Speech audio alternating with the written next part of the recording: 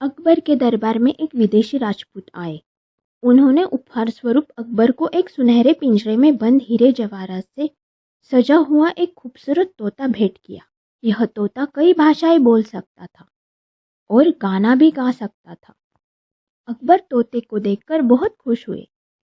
उन्होंने उसे अपने महल में रखवा दिया। हर रोज दरबारी तोते से बातें करने और उसका गुनगुनाना सुनने में महफिल जमाते। कुछ दिनों बाद एक दिन दरबार में तोता बिल्कुल चुप बैठा रहा। अकबर ने उससे बात करने की कोशिश की, लेकिन तोता कोई जवाब नहीं दे रहा था। अकबर परेशान हो गए और उन्होंने बीरबल को बुलाया और पूछा, बीरबल, यह तोता कुछ दिनों से बोलता क्यों नहीं है? क्या तुम जानते हो उसे क्या हो गया है? बीरबल ने तोते को ध्यान से देखा, फिर धीरे से उससे कुछ फारसी के शब्द बोले। तोता तुरंत ही फारसी में जवाब देने लगा। अकबर चौंक गए। उन्होंने पूछा, बीरबल, तुमने उससे क्या कहा और उसने क्या जवाब दिया? बीरबल ने मुस्कुराते हुए कहा, हुजूर, मैंने उससे पूछा कि उसे यहाँ कैसा लग रहा है। उसने जवाब दिया कि यह महल बहुत ही खूबसूरत है, लेकिन यहाँ के लोग उसकी भाषा नहीं समझते हैं, इसलिए वह अकेलापन महसूस कर रहा है। अकबर को एहसास हुआ कि उन्होंने अपनी गलती की है। उन्होंने तोते को सिर्फ एक खिलौने की तरह रख लिया। यह भूल गए कि वह एक संवेदनशील जीव है। अकबर ने तुरंत आदेश दिया कि दरबार में फारसी भाषा जानने वाले विद्वानों को बुलाया जाए। उन्होंने विद्वानों को तोते से बातचीत करने और उसकी देखभाल करने का आदेश दिया। कुछ ही दिनों में तोता दरबार में सभी से फारसी में बातें करने लगा। वह गाने भी गाता और दरबारियों का मनोरंजन करता। अब तोता खुश था और अकबर भी खुश थे। बाद में अकबर ने बीरबल से पूछा, बीरबल, तुमने कैसे पता लगा लिया कि तोता परेशान है? बीरबल ने जवाब दिया, हुजूर, एक बुद्धिमान पक्षी भी दुखी होता है जब उसे कोई नहीं समझता। मैंने देखा कि तोता उदास बैठा था और उसकी चोंच भी बंद थी। ये संकेत थे कि वह अकेलापन महसूस कर रहा है। अकबर ने सीखा कि हर जीव को सम्मान और देखभाल की जरूरत होती है। भाषा भले ही अलग हो, लेकिन प्यार और समझ हर दिल को छू लेती है। अकबर अपने सैनिकों के साथ युद्ध से लौट रहे थे। रास्ते में उन्हें एक जंगल पार करना पड़ा। जंगल के बीच में उन्हें एक अजीब सी आवाज सुनाई दी। यह आवाज किसी के जोर जोर से हंसने की थी। अकबर आवाज की तरफ जाने के लिए उत्सुक हो गए। उन्होंने अपने सैनिकों को आदेश दिया कि वे उनके साथ चले। जल्द ही उन्हें एक पेड़ के नीचे एक गधा बंधा हुआ दिखाई दिया। गधे के पास एक सोने का थैला गिरा हुआ था और गधा उस थैले को देखकर जोर जोर से हंस रहा था। अकबर को यह दृश्य बहुत अजीब लगा। उन्होंने बीरबल की तरफ देखा और पूछा, बीरबल, यह गधा इतना क्यों हंस रहा है? बीरबल ने गधे और सोने के थैले को ध्यान से देखा। फिर उन्होंने मुस्कुराते हुए कहा, हुजूर, शायद यह गधा किसी बेवकूफ व्यापारी का है। वह व्यापारी सोना लेकर जा रहा होगा, लेकिन रास्ते में सोने का थैला खो बैठा होगा। अब गधा सोने को देखकर हंस रहा है, क्योंकि उसे नहीं पता कि सोने की असलियत क्या है। अकबर को बीरबल की बात समझ में आ गई। उन्होंने सैनिकों को आदेश दिया कि सोने का थैला ढूंढ कर लाए। सैनिकों ने जल्दी ही थैला ढूंढ लिया और उसे अकबर के पास ले आया। अकबर ने थैला खोला और उसमें से मुहर लगे हुए कई सोने के सिक्के निकाले। उन्होंने सिक्कों पर लगी मुहर को देखा। यह मुहर एक पास के गांव के एक व्यापारी की थी। अकबर ने तुरंत आदेश दिया कि उस गांव के व्यापारी को ढूंढकर उनके पास लाया जाए। थोड़ी देर बाद व्यापारी दरबार में हाजिर हुआ। वह बहुत परेशान था और सोने का थैला खोने की बात बता रहा था। अकबर ने व्यापारी को सोने का थैला वापस लौटा दिया। व्यापारी खुशी से झूम उठा। बाद में अकबर ने बीरबल से पूछा, बीरबल, तुमने कैसे पता लगा लिया कि सोना खोने वाला व्यापारी कौन होगा? बीरबल ने जवाब दिया, हुजूर, सोने पर लगी मुहर ही सब कुछ बता रही थी, इसलिए मैंने सोचा कि मुहर वाले गांव से ही व्यापारी को ढूंढना चाहिए। अकबर ने बीरबल की सूझबूझ की तारीफ की। उन्होंने सीखा कि चीजों को ध्यान से देखने और सही सवाल पूछने से ही किसी भी समस्या का समाधान निकाला जा सकता है। कभी कभी स्पष्ट संकेतों पर ध्यान देना ही काफी होता है। अकबर के दरबार में एक पेचीदा मामला आया।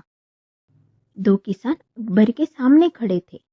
उनमें से एक किसान का कहना था कि दूसरे किसान ने उसकी गाय चुरा ली है।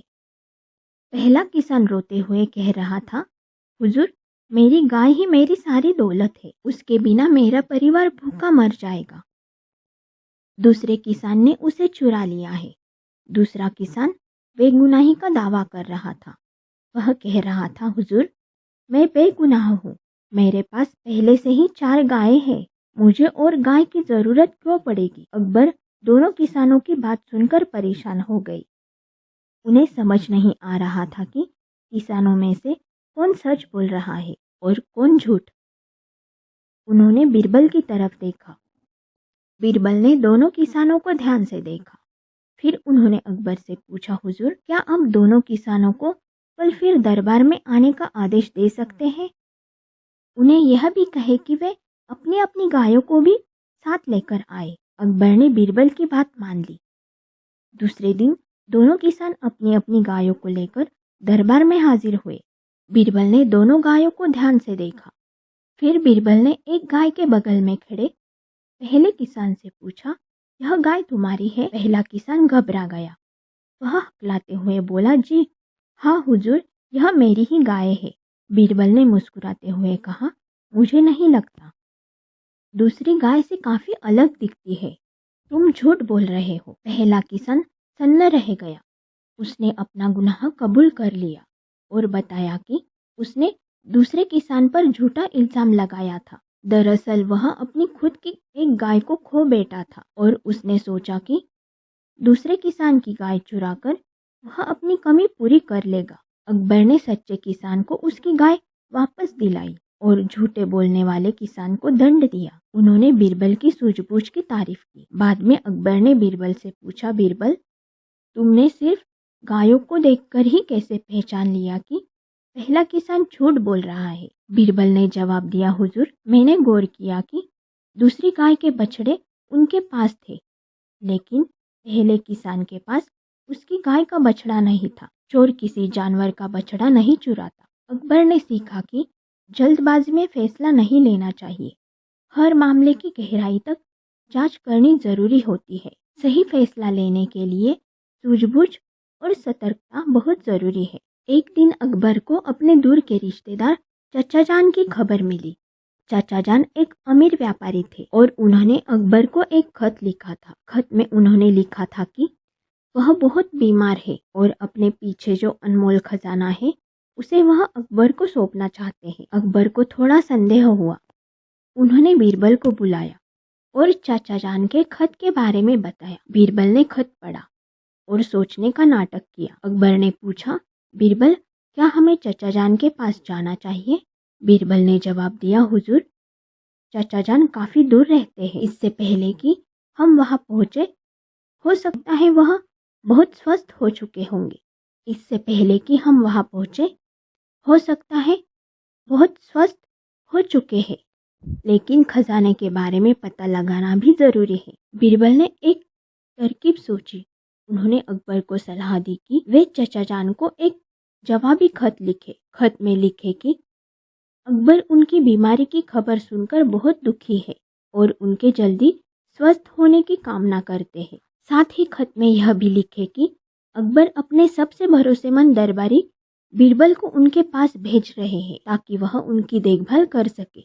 अकबर को बीरबल की यह योजना पसंद आई। उन्होंने वैसा ही खत लिखकर बीरबल के साथ चाचा जान के गांव भेज दिया। कुछ दिनों के बाद बीरबल चाचा जान के गांव पहुंच गए। उन्हें पता चला कि चाचा जान की मृत्यु हो चुकी है। गांव के लोगों ने बताया कि चाचा जान के पास कोई खजाना नहीं था। बीरबल को थोड़ा अजीब लगा। उस रात बीरबल चाचा जान की पुरानी हवेली में रुके हुए थे। आधी रात के बाद उन्होंने अजीब सी आवाजें सुनी। वह आवाजें किसी के फर्श पर चलने की लग रही थी। बीरबल को एहसास हुआ। उन्होंने धीरे धीरे आवाज की तरफ जाने की कोशिश की। आवाजें एक खाली कमरे से आ रही थी। बीरबल ने कमरे का दरवाजा खोला। कमरे के अंदर का नजारा देखकर बीरबल दंग रह गए। बीरबल ने कमरे का दरवाजा खोला। कमरे के अंदर का नजारा देखकर बीरबल दंग रह गए। कमरे के बीचों बीच एक बड़ी सी तिजोरी रखी हुई थी और तिजोरी का दरवाजा खुला हुआ था। तिजोरी के अंदर सोने के सिक्के और हीरे जवाहरात चमक रहे थे। तभी बीरबल ने देखा कि एक बूढ़ा आदमी तिजोरी से बाहर निकल रहा है। वह आदमी हवा में तैर रहा था। बीरबल डर के मारे चीखने लगे। आदमी बीरबल की तरफ घूमा और बोला, मत डरो बीरबल, मैं चचा जान की आत्मा हूँ। मैं तुम्हें अपना खजाना सौंपना चाहता हूँ। मैं चाहता था कि मेरा खजाना अच्छे हाथों में जाए। बीरबल थोड़े शांत हुए। उन्होंने चाचा जान की आत्मा को धन्यवाद दिया और खजाना अपने कब्जे में ले लिया। सुबह होते ही बीरबल ने गांव वालों को इकट्ठा किया। उन्होंने उन्हें बताया कि रात में उन्हें चाचा जान की आत्मा दिखाई दी और उसने उन्हें खजाना सौंपा था। गांव वाले बीरबल की बात सुनकर हैरान रह गए। बीरबल खजाना लेकर अकबर के दरबार में वापस आए। उन्होंने अकबर को सारा मामला बताया। अकबर भी यह सुनकर चौंक गए। बाद में अकबर ने बीरबल से पूछा, बीरबल, तुम चाचा जान की आत्मा से मिले थे कभी? बीरबल ने मुस्कुराते हुए कहा, हुजूर, मैं किसी आत्मा से नहीं मिला। दरअसल रात में मैंने कमरे की जमीन पर चमकती हुई चीजें देखी। मुझे एहसास हुआ कि वहाँ कोई चीज छिपाई गई है। मैंने जमीन खोदकर तिजोरी ढूंढ निकाली। चाचा जान शायद इसीलिए किसी को खजाने के बारे में नहीं बताना चाहते थे, क्योंकि वह खजाना किसी गलत काम से कमाया हुआ होगा। इसलिए उन्होंने खजाना सौंपने के लिए भूत का नाटक किया होगा। अकबर को बीरबल की सूझबूझ पर गर्व हुआ। उन्होंने चचा जान के खजाने को सरकारी खजाने में जमा कर दिया और गांव वालों को भलाई के लिए कुछ धन निकालने का आदेश दिया। इस कहानी से अकबर ने सीखा कि हर चीज के पीछे कोई न कोई तर्क होता है। हमें किसी भी बात को बिना सोचे समझे नहीं मान लेना चाहिए। समस्या को सुलझाने के लिए सूझबूझ और जांच पड़ताल बहुत जरूरी है। अकबर को पूरे राज्य में घूमना और अपने लोगों से मिलना बहुत पसंद था। एक दिन वह कुछ सैनिकों के साथ एक छोटे से गांव में पहुंचे। वह गांव के बाजार में घूम रहे थे कि उन्हें एक दुकान पर बहुत भीड़ लगी दिखाई दी। अकबर उस दुकान पर पहुंचे और देखा कि दुकानदार कपड़े बेच रहा है। लोग उसके कपड़ों की खूब तारीफ कर रहे थे। अकबर ने भी एक कपड़ा पसंद किया और दुकानदार से उसकी कीमत पूछी। दुकानदार ने कपड़े की असली कीमत से 2 गुना रकम बता दी। अकबर जानते थे कि दुकानदार उन्हें धोखा देने की कोशिश कर रहा है, लेकिन उन्होंने सीधे कुछ नहीं कहा। उन्होंने दुकानदार से पूछा, क्या कपड़ा बहुत अच्छा है, लेकिन क्या इसकी कीमत थोड़ी कम नहीं हो सकती? दुकानदार ने मना कर दिया और फिर से वही ज्यादा रकम बता दी। अकबर ने सोचा कि उन्हें बीरबल की मदद लेनी चाहिए। वह अपने सैनिकों के साथ दुकान से बाहर निकल आए और थोड़ी दूर जाकर उन्होंने अपना असली रूप धारण कर लिया। फिर उन्होंने एक सैनिक को बीरबल के पास भेजा। कुछ देर बाद बीरबल दरबारियों के साथ वहां पहुंचे। अकबर ने बीरबल को सारा मामला बताया।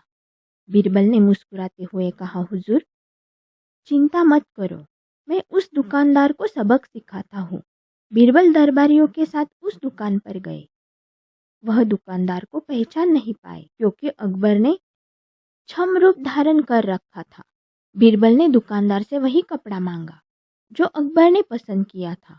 दुकानदार ने फिर वही गलती की और कपड़े की असली रकम से दुगनी रकम बता दी। बीरबल ने दुकानदार से कहा, यह तो बहुत ज्यादा रकम है, मैं इतना नहीं दे सकता। दुकानदार ने कहा, लेकिन यह कपड़ा बहुत ही खास है, इसे बनाने में बहुत मेहनत लगी है। बीरबल ने दुकानदार को गौर से देखा। फिर उन्होंने ऊंची आवाज में कहा, यह कपड़ा तो बिल्कुल साधारण है, मुझे लगता है कि तुम सच नहीं बोल रहे हो। बीरबल की बात सुनकर आसपास के लोग इकट्ठा हो गए। उन्होंने दुकानदार को धोखा देने के लिए डांटना शुरू कर दिया। दुकानदार शर्मिंदा हो गया। अकबर ने अपना छम रूप त्याग दिया था और दुकानदार को पहचान लिया।